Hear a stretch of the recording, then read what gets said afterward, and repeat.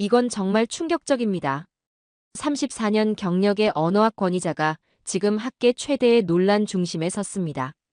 세계적 석학이 자신의 커리어를 뒤엎은 발견. 그리고 그의 연구실에서 우연히 마주한 한국어의 비밀까지. 미국 학계를 발칵 뒤집은 그의 논문 한 장엔 과연 어떤 내용이 담겨 있었던 걸까요? 도대체 무슨 일이 일어난 걸까요? 충격적인 이야기 지금 시작합니다. 딱 1초만요. 좋아요와 구독 꾹 부탁드립니다. 하버드 대학교 캠퍼스는 가을의 정취로 물들어가고 있었습니다. 노랗게 물든 은행나무 잎들이 바람에 흩날리는 가운데 동아시아 언어 문명학부 강의실에서는 깊이 있는 언어학 세미나가 진행되고 있었죠. 저는 하버드에서 34년간 언어 유형론과 정서 언어학을 연구해온 교수 앨런 리처드슨입니다. 수십 개의 언어를 연구해왔지만 유독 한 언어만은 완전히 이해하지 못했죠. 그것이 바로 한국어였습니다. 칠판에 I'm jealous와 I'm so hard라는 두 표현을 적은 후 학생들의 반응을 기다렸습니다. 학생들은 분주히 노트를 작성하며 영어 표현의 구조적 의미를 분석하기 시작했죠. 문법적으로는 완벽했지만 어떤 핵심이 빠져있다는 느낌이 들었습니다. 마치 퍼즐의 중요한 조각 하나가 없는 것 같았죠. 이 표현들을 한국어로 옮기면 부럽다 또는 힘들다가 되지만 이 번역은 원래의 감정을 온전히 담아내지 못합니다. 강의실 전체가 의문으로 가득 찼고 저는 창가 쪽으로 걸어가며 생각을 정리했죠. 중국어의 상형 문자와 일본어의 경어 체계는 복잡하지만 논리적으로 이해할 수 있었습니다. 그러나 한국어는 달랐죠. 마치 보이지 않는 차원이 하나 더 존재하는 것 같았습니다. 오늘 우리는 언어가 감정을 어떻게 담아내는지 함께 탐구해 보겠습니다. 특히 한국어가 어떻게 말이 아닌 마음을 전달하는지 살펴보겠습니다. 세미나실 뒤쪽에서 한 학생이 손을 들었습니다. 교수님, 왜 하필 한국어인가요? 다른 동아시아 언어들도 정서적 표현이 풍부하지 않나요? 이 질문은 항상 나오는 것이었기에 저는 칠판으로 돌아가 천천히 답했죠. 세계의 많은 언어들이 정서를 표현하는 방식이 있지만 한국어는 정서가 문법 자체에 내재되어 있습니다. 높임법, 종결어미, 그리고 무수한 감탄사들이 단순한 의사소통 이상의 역할을 하죠. 창밖으로 단풍이 물든 캠퍼스를 바라보며 깊은 숨을 들이마셨습니다. 학생들의 호기심 어린 눈빛을 마주하며 다시 말을 이었죠. 오늘부터 우리는 언어의 표면이 아닌 심층, 구조가 아닌 감정, 말이 아닌 마음을 탐구해 볼 것입니다.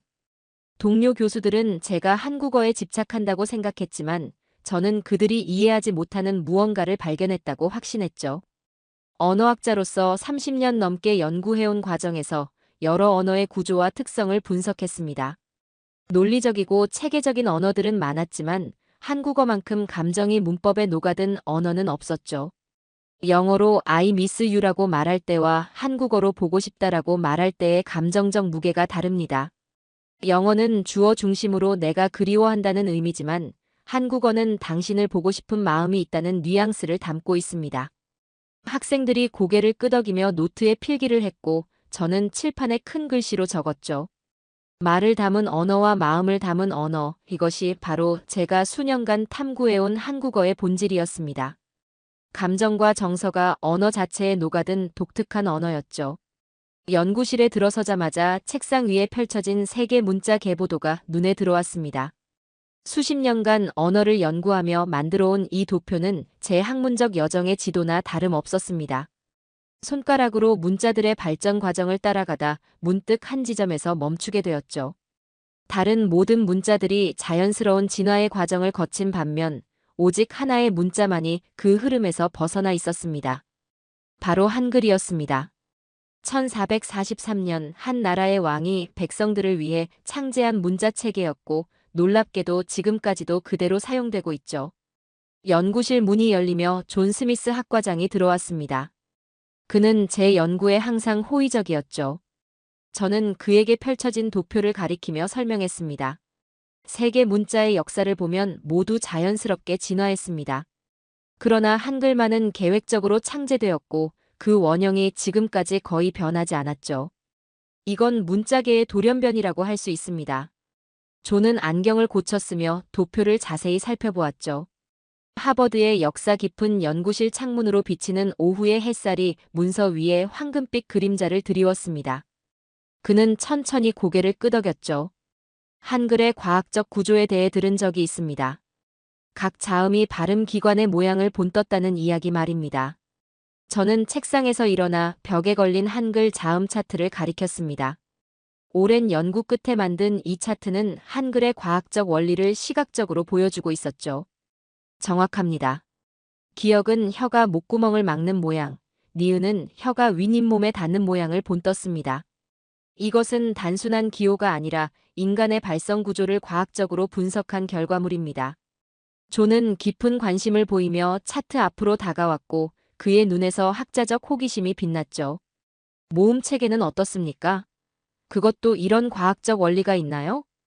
저는 모음 차트로 시선을 옮겼습니다. 한글의 모음 체계는 더욱 놀라운 철학적 원리를 담고 있었죠. 모음은 하늘, 땅, 사람을 기본 요소로 합니다. 이것은 단순한 문자가 아닌 우주관이자 철학입니다. 문자에 우주의 원리를 담았다는 것이 놀랍지 않습니까? 연구실에 잠시 침묵이 흘렀고 존은 깊은 생각에 잠긴 듯 했죠.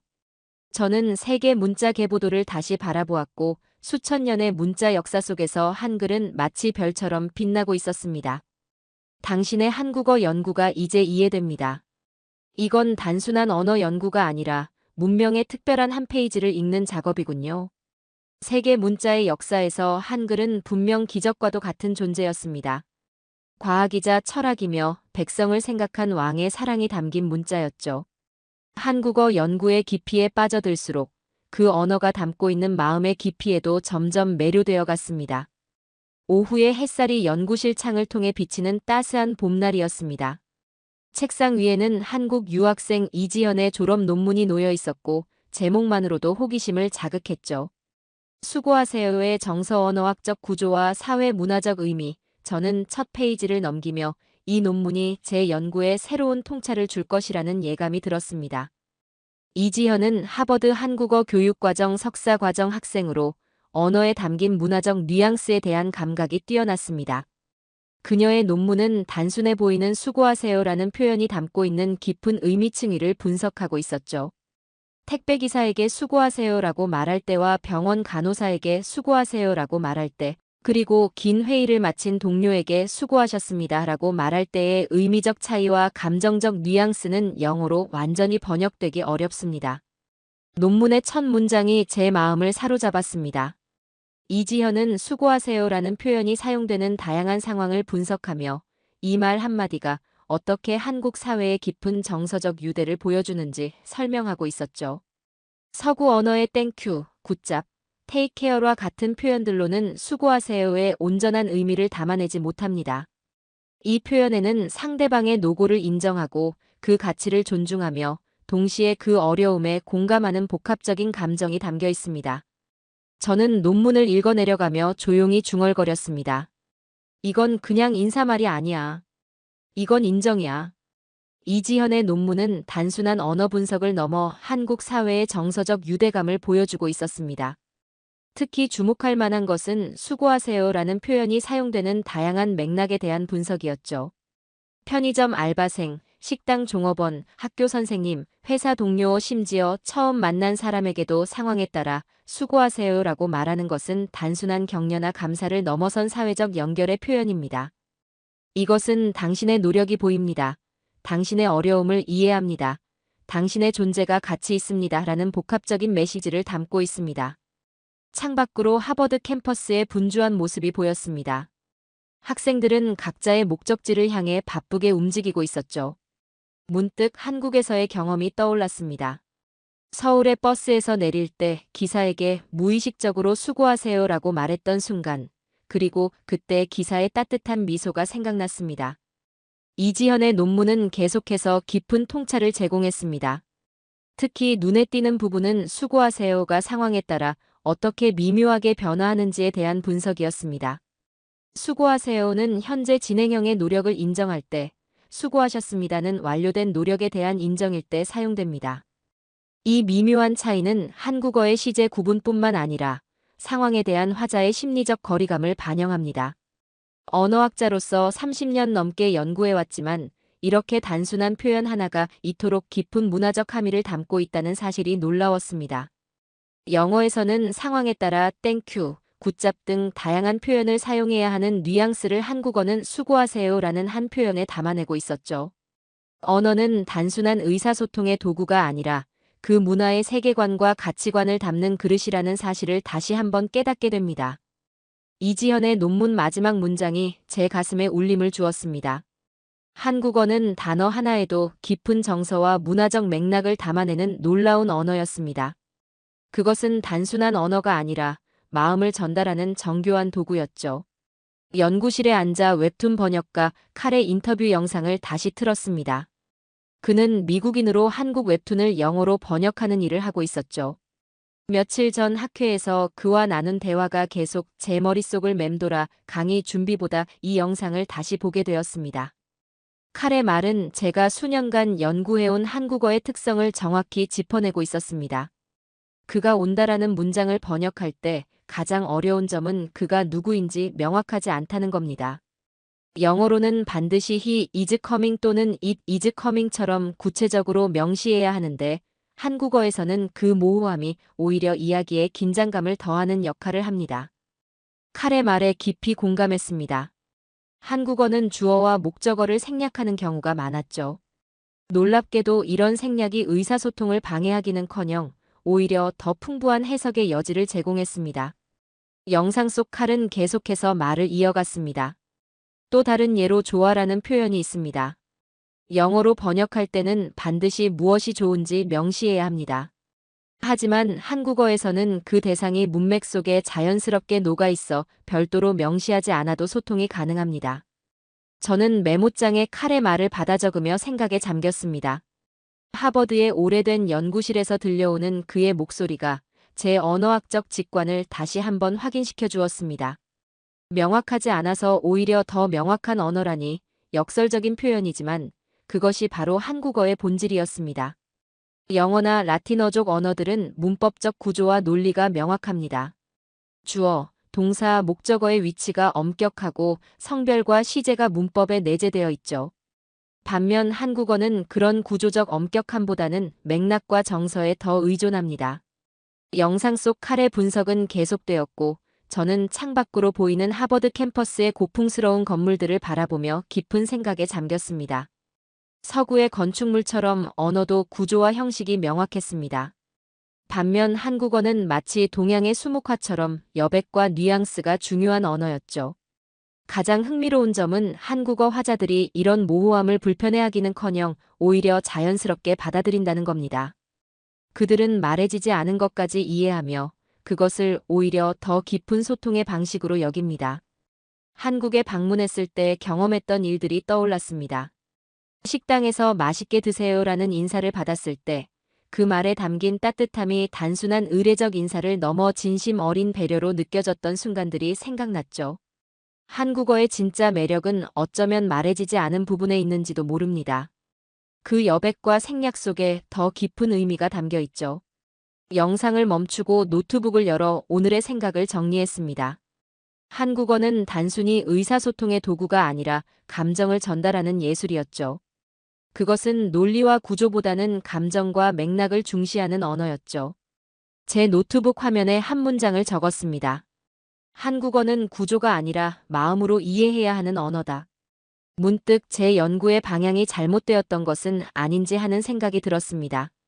지금까지 저는 한국어를 다른 언어들처럼 구조적으로 분석하려 했지만 이제는 그 접근 방식을 바꿔야 할 때가 온 것 같았습니다.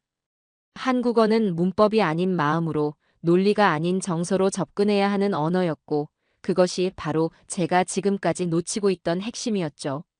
동아시아 언어 문명학부의 원래 회의가 열리는 오후였습니다.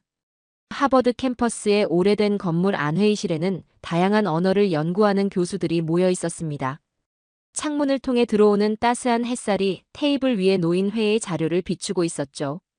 회의는 각 교수들의 연구 현황과 앞으로의 계획을 공유하는 시간이었습니다. 앨런, 당신의 한국어 연구는 어떻게 진행되고 있나요? 존 스미스 학과장의 질문에 모든 시선이 저에게 쏠렸습니다. 저는 준비해온 자료를 펼치며 답했죠. 한국어의 정서적 표현 체계에 대한 연구를 진행 중입니다. 특히 번역되지 않는 감정 표현들에 집중하고 있죠. 그때 중국어 전공의 린다 추 교수가 갑작스럽게 질문을 던졌습니다. 그녀의 목소리에는 약간의 의문과 도전이 담겨 있었죠. 앨런, 왜 하필 한국어에 그렇게 집착하나요? 중국어나 일본어도 충분히 연구할 가치가 있지 않나요? 특히 중국어는 세계에서 가장 많은 사람들이 사용하는 언어인데 말이죠. 회의실은 순간 긴장감으로 가득 찼고 모든 교수들이 저의 대답을 기다리는 듯 했죠. 물론 모든 언어는 그 자체로 연구 가치가 있습니다. 제가 중국어나 일본어의 가치를 부정하는 것은 아닙니다. 제가 새 언어를 연구하면서 느낀 점은 이렇습니다. 중국어는 힘이었습니다. 수천 년의 역사와 문명을 담은 언어로 그 웅장함과 체계성이 인상적이었죠. 일본어는 질서였고 정교한 경어 체계와 사회적 위계를 반영하는 문법 구조가 돋보였습니다. 회의실은 조용했고 모든 교수들의 관심이 저에게 집중되어 있었습니다. 하지만 한국어는 감정 그 자체였습니다. 다른 언어들이 무엇을 말하는가에 집중한다면 한국어는 어떻게 느끼는가에 중점을 둡니다. 그것이 제가 한국어에 이끌린 이유입니다. 린다는 여전히 의구심 가득한 표정이었습니다. 저는 일어나 회의실 칠판으로 걸어가 하얀 분필로 한 문장을 적었죠. 한국어는 말을 담은 게 아니라 사람을 담은 언어다. 회의실에 다시 침묵이 흘렀고 저는 칠판에 적은 문장을 가리키며 설명을 이어갔습니다. 언어학자로서 우리는 종종 구조와 형태에 집중하지만 한국어는 그 너머의 것을 보게 합니다.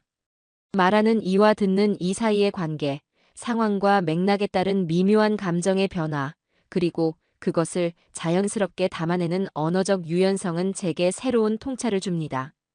린다는 천천히 고개를 끄덕였고 그녀의 표정이 조금씩 변하는 것을 느낄 수 있었습니다. 물론 모든 언어는 그 문화의 세계관과 가치관을 반영합니다. 그러나 한국어만큼 관계성과 정서를 문법 자체에 내재시킨 언어는 드뭅니다. 이것이 제 연구의 핵심이며 왜 한국어가 저에게 특별한 의미를 가지는지에 대한 답변입니다. 회의는 예상보다 더 활발한 토론으로 이어졌고 각 언어의 특성과 문화적 맥락에 대한 깊은 대화가 오갔습니다. 회의가 끝나고 나가는 길에 린다가 저에게 다가왔습니다. 오늘 이야기가 저에게 새로운 관점을 주었습니다. 언어를 바라보는 시각을 넓힐 필요가 있겠네요. 언어를 연구한다는 것은 단순히 단어와 문법을 분석하는 것이 아니라 그 언어가 담고 있는 세계를 이해하는 것이라는 생각이 더욱 강해졌습니다. 그리고 한국어는 그런 의미에서 끝없는 탐구의 대상이었죠. 한국어 몰입 수업을 개설하기로 한 결정은 모험이었습니다. 하버드의 엄격한 교육 방식과는 다소 차이가 있는 접근법이었죠. 하지만 존 스미스 학과장의 전폭적인 지지 덕분에 마침내 수업이 시작되었습니다. 첫 수업 날 교실에는 다양한 배경을 가진 20명의 학생들이 모였고 그들의 눈빛에서 호기심과 약간의 불안감이 읽혔습니다. 여러분, 오늘부터 이 교실에 들어오는 순간 우리는 오직 한국어만 사용할 것입니다. 처음에는 어렵겠지만 언어는 사용하면서 배우는 것입니다. 학생들의 표정이 긴장으로 굳어졌습니다. 예상했던 반응이었기에 저는 미소를 지으며 첫 수업을 시작했습니다. 학생들은 어색하게 자신의 이름을 한국어로 말했습니다. 몇몇은 발음이 서툴러 웃음이 터졌고 교실의 분위기는 조금씩 풀어졌습니다. 첫 수업의 목표는 간단한 인사와 자기소개였습니다. 대부분의 학생들은 저는 케빈입니다. 저는 학생입니다와 같은 기본적인 문장을 배우는 데 집중했죠. 몰입식 교육의 핵심은 영어 설명 없이 상황과 맥락을 통해 언어를 체득하는 것이었습니다. 두 번째 주부터 학생들은 매우 기초적인 수준이지만 한국어로 의사소통을 시작했습니다. 단순한 문장이었지만 그들의 표정과 몸짓이 말하고자 하는 감정을 생생하게 전달했습니다. 완벽한 문법은 중요하지 않습니다. 여러분의 마음을 전달하는 것에 집중하세요. 세 번째 주에 접어들면서 놀라운 변화가 일어났습니다. 학생들은 여전히 초보적인 수준의 한국어를 사용했지만 그들 사이의 소통은 점점 더 풍부해졌습니다. 특히 눈에 띄는 것은 그들이 서로를 대하는 태도였죠. 높임말을 배우면서 학생들은 자연스럽게 상대방에 대한 존중을 표현하기 시작했습니다. 한국어로 대화할 때는 내가 누구에게 말하는지, 그 관계가 어떤지를 항상 생각해야 합니다. 이것이 바로 한국어가 특별한 이유입니다. 네 번째 주 수업이 끝날 무렵, 케빈이라는 미국인 학생이 저에게 다가왔습니다. 그는 수업 내내 열정적으로 참여했으며 한국어의 뉘앙스를 이해하려고 특별히 노력했던 학생이었죠. 케빈은 약간 긴장한 표정으로 말했습니다. 교수님, 수고했어요. 순간 제 마음에 무언가가 와닿았습니다. 그의 발음은 서툴렀지만 그 짧은 한마디에 담긴 진심이 느껴졌죠. 단순한 인사말이 아니라 제 노력을 인정하고 감사하는 마음이 전해졌습니다. 케빈은 한국어의 본질을 이해한 것 같았죠. 그것은 단어의 정확성이 아니라 그 말이 담고 있는 마음이었습니다. 저는 한동안 대답을 못하고 그저 서 있었고 처음으로 학생 앞에서 깊이 고개를 숙였습니다. 그것은 교수로서가 아닌 한 인간으로서의 자연스러운 반응이었죠. 고맙습니다. 케빈도 정말 수고 많았어요. 케빈의 얼굴에 미소가 번졌고 그 순간 저는 이 몰입 수업이 단순한 언어 교육 이상의 가치가 있다는 것을 확신했습니다. 학생들은 한국어의 단어와 문법만 배우는 것이 아니라 그 언어가 담고 있는 세계관과 가치관을 체험하고 있었습니다. 한국어를 통해 새로운 방식으로 세상을 바라보게 된 증거였습니다. 언어는 단순한 소통의 도구를 넘어 새로운 관점을 제공하는 창문이었죠. 그리고 한국어는 특히 그 창문을 통해 따뜻한 인간적 교류의 세계를 보여주고 있었습니다. 하버드 캠퍼스의 고풍스러운 강의실은 마지막 수업을 위해 모인 학생들로 가득 찼습니다. 창밖으로는 늦가을에 비가 내리고 있었지만 실내는 따뜻한 분위기로 감싸여 있었습니다. 이번 학기의 마지막 강의는 제가 오랫동안 준비해온 특별한 내용이었죠. 여러분, 오늘은 우리의 마지막 수업입니다. 지난 몇 달 동안 여러분은 단순히 한국어 단어와 문법을 배운 것이 아니라 새로운 세계관을 경험했습니다. 학생들은 집중하여 저의 말을 듣고 있었고 그들의 눈빛에서 한 학기 동안의 성장과 깨달음을 읽을 수 있었죠. 저는 칠판에 커다란 글씨로 언어와 세계관이라고 적었습니다. 언어학에서 가장 중요한 질문 중 하나는 언어가 사고를 형성하는가, 아니면 사고가 언어를 형성하는가입니다. 이번 학기 동안 우리는 한국어를 통해 이 질문에 대한 통찰을 얻었다고 생각합니다. 강의실을 천천히 걸으며 학생들의 얼굴을 하나하나 바라보았습니다. 각자의 노트에는 한 학기 동안 배운 내용들이 빼곡히 적혀 있었죠. 영어는 말을 끝내는 언어입니다. 명확한 주어와 동사, 목적어로 구성된 문장은 의미를 명확하게 전달하고 종결하지만 한국어는 말을 열어두는 언어죠. 학생들이 고개를 갸웃거리는 모습이 보였고 저는 이 중요한 개념을 더 자세히 설명했죠. 한국어는 상대가 내 말을 완성시켜주길 기다려줍니다. 대화를 하다가 잠깐 멈춘다면 상대방은 그 말의 의도를 맥락 속에서 읽어내야 합니다. 강의실에는 깊은 사색의 분위기가 감돌았고 학생들은 이 개념을 자신들의 경험과 연결지어 생각하는 듯 했죠. 언어는 단순한 의사소통의 도구가 아니고 세상을 바라보는 창입니다. 영어로 세상을 볼 때와 한국어로 세상을 볼 때 여러분은 다른 것을 보게 됩니다. 칠판에 두 개의 원을 그리고 하나는 나, 다른 하나는 너라고 표시했습니다. 그리고 영어와 한국어에서 이 두 개념이 어떻게 다르게 연결되는지 보여주었죠. 영어에서 I와 You는 분리된 독립적 존재입니다. 그러나 한국어에서 나와 너는 항상 관계 속에서 정의됩니다. 선생님, 언니, 오빠와 같은 호칭은 단순한 명사가 아니라 관계의 정의입니다.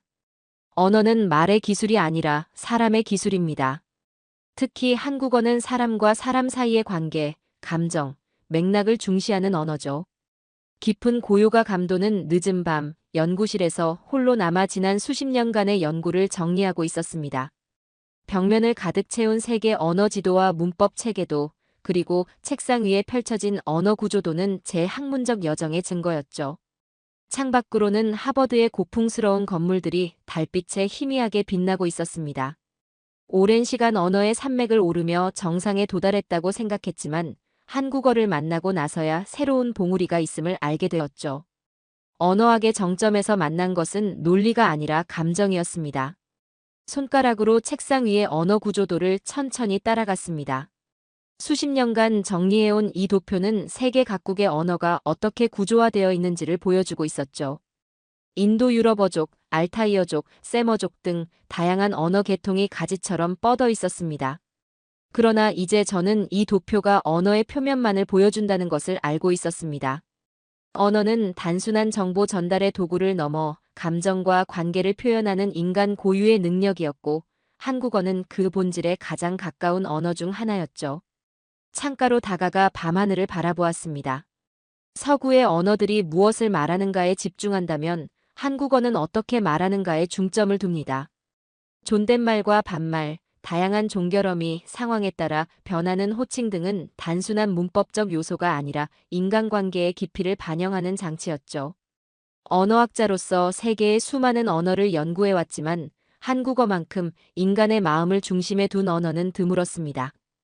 책장에서 한국에서 가져온 시집 한 권을 꺼냈습니다. 비록 모든 시구를 완벽히 이해하지는 못했지만 그 시들이 전하는 감정은 언어의 장벽을 넘어 제 마음에 와닿았죠. 언어의 진정한 힘은 단어의 정확성이 아니라 그것이 전달하는 공감과 연결에 있었습니다. 언어의 끝에서 만난 것은 다시 사람이었습니다. 내일은 새 학기가 시작되는 날이었고 새로운 학생들에게 한국어를 어떻게 소개할지 생각하며 미소 지었습니다.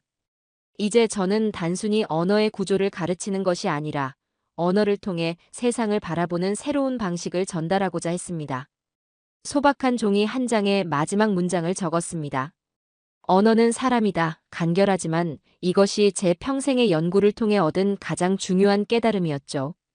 특히 한국어는 논리와 정보를 전달하는 것을 넘어 마음과 마음을 연결하는 달이었습니다. 언어학자로서의 여정은 끝나지 않았지만 이제 저는 더 넓은 시각으로 언어의 본질을 바라볼 수 있게 되었습니다. 한국어를 통해 배운 것은 단순한 학문적 지식이 아니라 인간을 이해하는 새로운 방식이었습니다. 그것은 말이 아닌 마음으로 시작되는 언어, 가장 인간적인 언어였습니다. 자, 오늘의 이야기는 여기까지입니다.